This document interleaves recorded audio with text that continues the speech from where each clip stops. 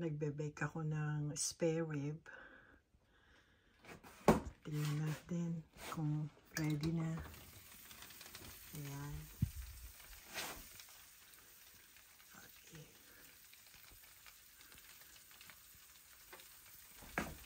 Ayan, malapit na siyang maluto. So, yun ang dinner natin. Tama-tama. Mag-aalas 6 na. Ayan. Yan yung nabili ko sa Costco na nakapack.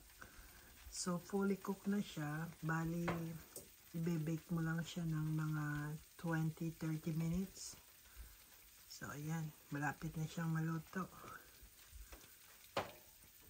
Yan ang ating gabihan ngayon. Walang pagod-pagod. Ipapasok mo lang siya sa oven. Okay, so ayan. Kain ulit tayo. God bless everyone. Take care. Bye for now.